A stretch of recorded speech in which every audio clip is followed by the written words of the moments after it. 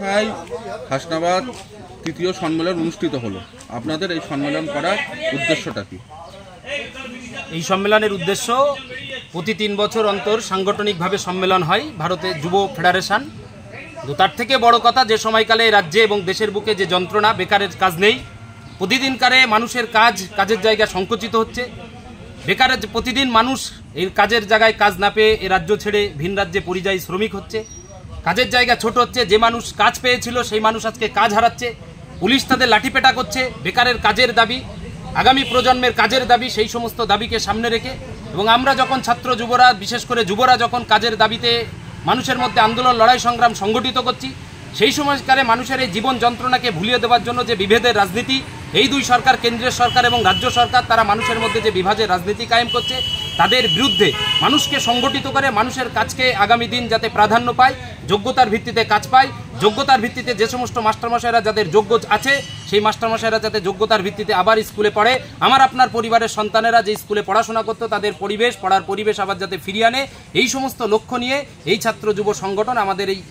আলোচনা, এই যুব সংগঠন ডিওয়াইএফআই এই সম্মেলন থেকে প্রতিনিধিরা আলোচনা করেছেন। আমরা ঠিক করেছি আগামী দিন আমাদের চলার 3 বছরের চলার লড়াইয়ের পথ আমরা ঠিক করলাম এই সম্মেলনের মধ্য দিয়ে। সোনাল রশিদ, ডিওয়াইএফআই হাসনাবাদ লোকাল কমিটির সভাপতি। ইনকিলাব জিন্দাবাদ, we salute, red salute, we salute comrade. আমাদের মধ্যে থেকে এই সংগঠন থেকে সময় নিয়ে আমাদের থেকে বিদায় নেবেন জনপ্রতিনিধি, আমাদের দীর্ঘদিনের সাথী অমিত কুমার দাস। তাকে শুভেচ্ছা দেবেন আগামীদের জন্য আমাদের লোকাল কমিটির নবনির্বাচিত সম্পাদক কমরেড আবুল কালাম মোল্লা। এই সাথী মোদের বন্ধু, মোদের লহ, মোদের লাল সালাম। এই সাথী মোদের বন্ধু, মোদের লহ, মোদের লাল সালাম।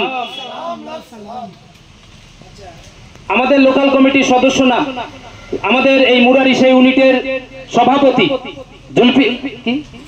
জাফরুল্লাহ, তিনি আমাদের থেকে সময়ের নিয়মেই তিনি আমাদের থেকে বিদায় নেবেন, অন্য কোনো সংগঠন করবেন।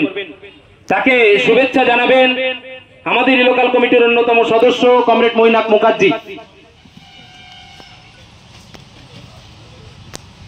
ইনকিলাব জিন্দাবাদ।